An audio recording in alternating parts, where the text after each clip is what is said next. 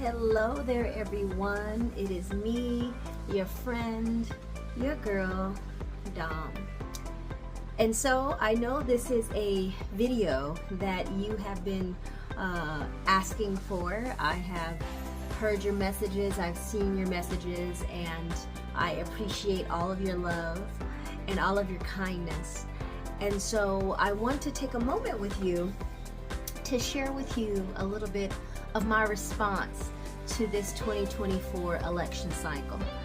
I will try to make this video not too long. I know there's so much media out there, and I want to give you something good, something that brings you wholeness, at the same time allows you to be informed and recognize what is happening in the world around us. So those of you, many of you know, and if you don't, welcome. But I have recently run a campaign for California State Assembly District 72 in Orange County. And it was an amazing campaign full of energy, joy, inspiration, love, light, power, an absolute invigorating energy to so many, our young ones, our older brothers and sisters, everyone across the spectrum. And as it all laid out November 5th, about a week ago now, as the election results came in, we began to see that in my particular race, unfortunately, I wasn't able to grab that seat. Now, I want to explain something to you. I do not feel, and I know that I did not lose, because there was such a movement that was run across the entire county. It was such a movement that was run across the nation, a movement for democracy, a movement for unity, a movement that said we are better together in unity than we are divided. However, at the top of the ticket this year in 2024, there was also a presidential race. And also, to those of you who wanted perhaps Vice President Kamala Harris to win, have been disappointed. I've been a vocal person about me wanting to see her in office. And there are many people who also are happy that Donald Trump is now going to be the President of the United States, now the President-elect. And as a result, there is a lot of anxiety, pain, worry, and feelings of despair that have been moving across the country, across communities, across families, and in political circles. And I am here to tell you this. One thing that I've learned is an old ancient adage that says, cool view by worrying can add 1 cubit to your lifespan. You see, it's easy to worry. Sometimes it comes very naturally to some more than others. However, instead of worrying, we get to take courage. We get to take hope.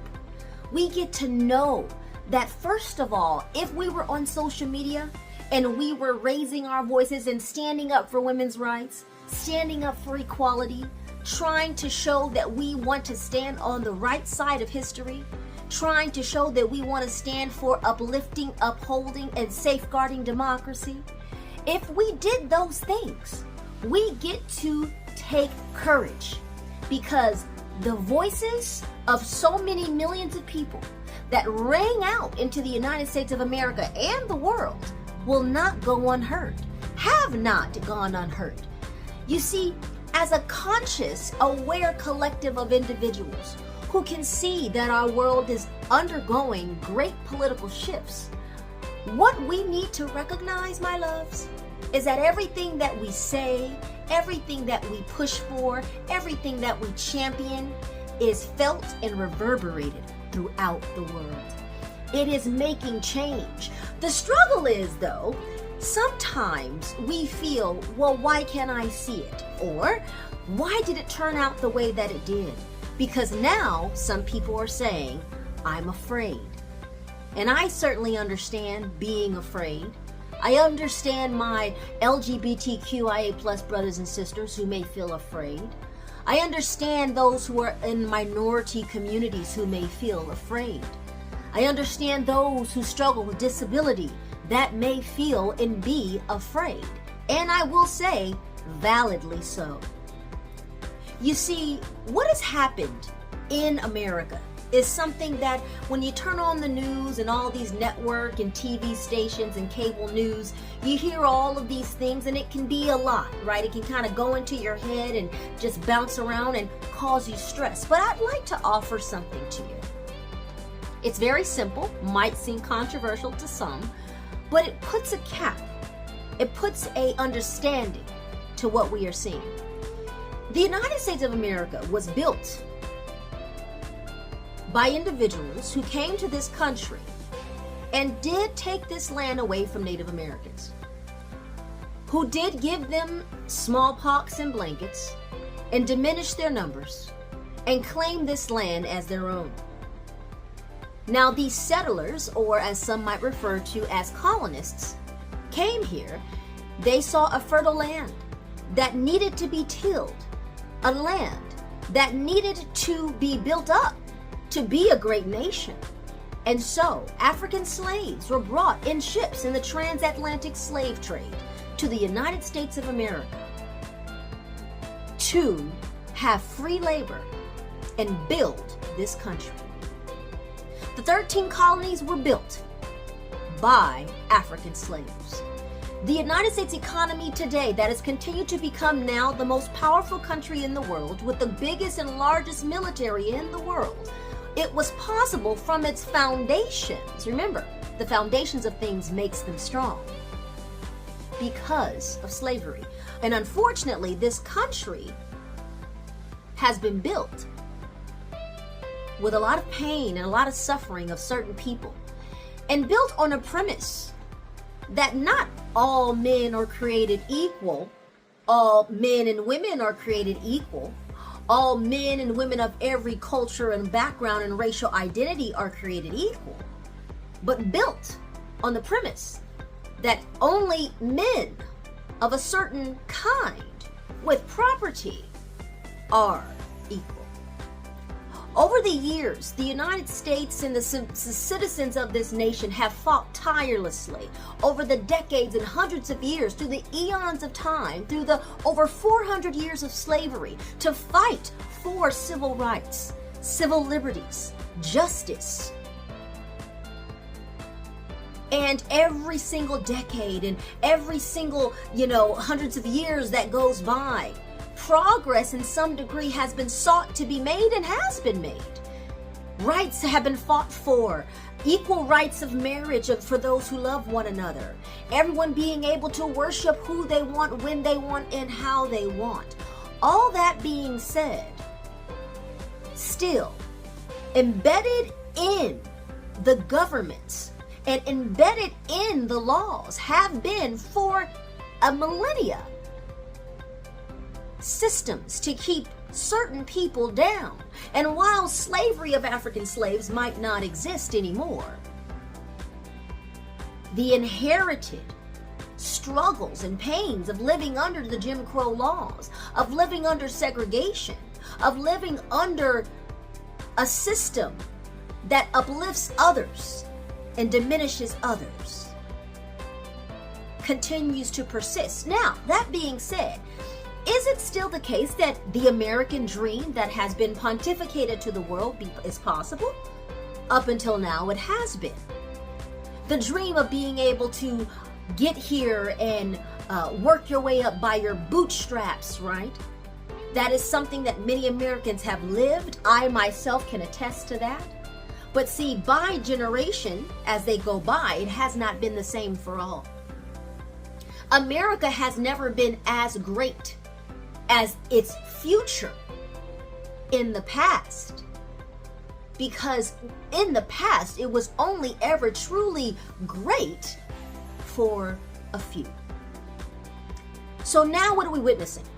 We've witnessed over the last 40 to 50 years a major cultural shift. This country has largely been a two-party system, a Democratic and Republican, and independence as well in between, which is the vast majority of many people's ideas. During my campaign, I began to clearly see that people just want reasonable legislators willing to legislate with compassion and reason and kindness, and not push us to be more divided. But this binary system that we have lived under has begun to rear its ugly head. The laws that have been embedded in our system that have uplifted some and lowered others have reared its head. But in spite of all of that, still, the country has pressed forward. In spite of all of that, people of different racial cultures have come together. We have interracial marriage. We have so many beautiful children. We have such expansion in our country. But you see, there are those who do not like to see that expansion. There are those who do not want to see everyone truly be equal. So what we are seeing is a cultural war, where there are people who want to maintain their power, who want to maintain their superiority, who want to maintain the idea that there is a supreme order in the United States of America. The news doesn't so openly talk about these things because it might be a bit of a faux pas to say these words. But the reality is this: in the United States of America, the idea of white supremacy is very real.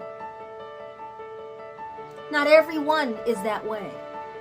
But it is something in our nation that has been bred into our soil, if you will, where many ancestors of many people who are here today ring out their voices in pain.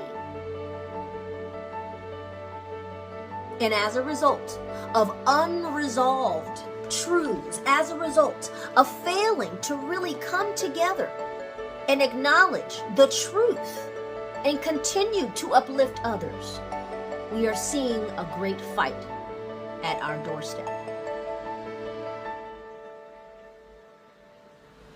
I love everyone. If you follow me and you follow the things that I've done in entertainment, you know about me and you know that I do not care who you are, where you are from, what you look like.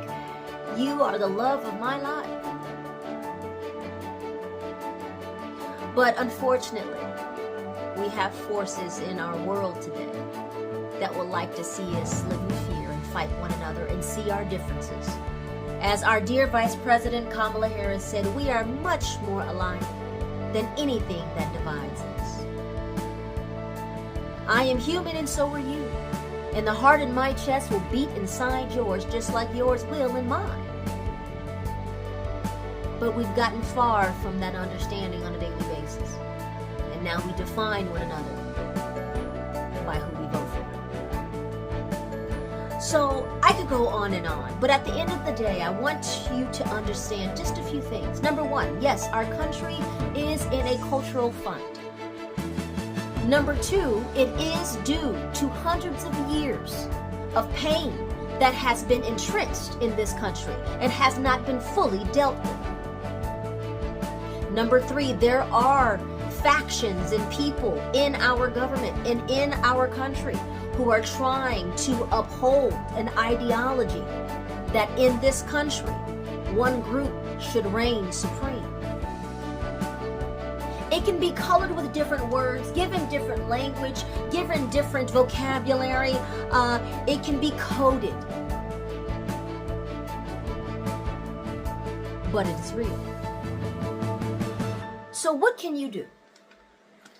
What can you do with all of this information that you are learning? How can you make your community, your world, your country a better place? Something that I always say, and I've always been very open about, is that no one is unimportant. We are all significant, not just to the United States, but to the world. Every action you take, good or bad, impacts others. If you cannot already tell and haven't seen, we are all connected, and COVID-19 showed us that. The very air that you are to breathe, if standing next to one, could make you sick. That is how connected we are. So, what can we do?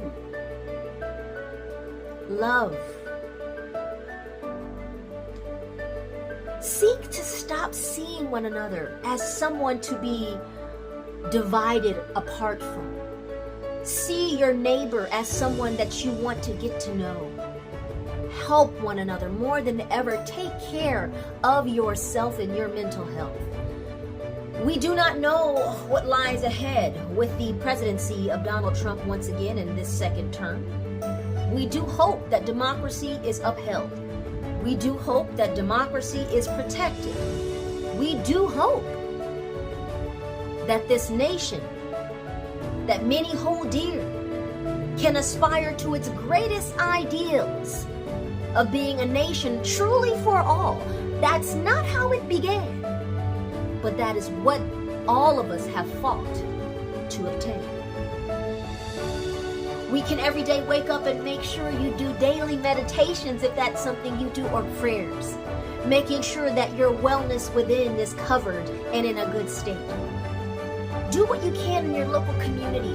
Talk to organizations that are doing things, whether it's in your church, in your synagogue, in your mosque, whether it's at the park, whether it's with the YMCA, whether it's with the Red Cross, whether it's with any organization that you choose that is doing things to really be humanitarian in their efforts of uplifting their fellow man and woman. Remember, you can make a difference. You are making a difference. Remember to smile at your neighbor. Try not to scowl. Try to just put up a smile in the grocery store, at the gas station. Do the best you can. Be safe. Protect yourself. Be aware of your surroundings. And know that we're all in this together. I want to say something to the young ones. I want to say thank you for supporting my campaign. My campaign that I just ran was absolutely phenomenal. I want to say thank you to all of the interns. Thank you to all of those who worked on my campaign. Thank you to all of those who volunteered. Thank you to all of those who gave the time and the energy and the hours and the work in helping me get the message out of unity and reason. I want to say thank you to the California Democratic Party, who has also stood by me and allowing me to have a platform to speak from. I want to say thank you to all of you out there who voted for me. Over 90,000 of you voted for me, and I want to say thank you. Thank you for raising your voice and deciding to cast your vote for diplomacy, for democracy, for legislators who love. Love wins, my friends. Unity wins. Sometimes it might take a little bit longer than we desire. Sometimes it goes a different route. But the one thing is true. Love never fails.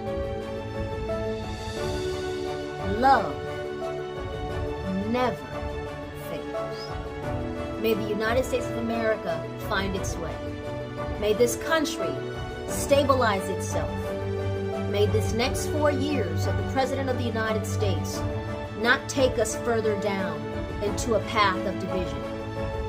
And if it does, may we all gird our loins with truth, with honesty, with resilience, to fight the fine fight of goodness, of trust, and of faith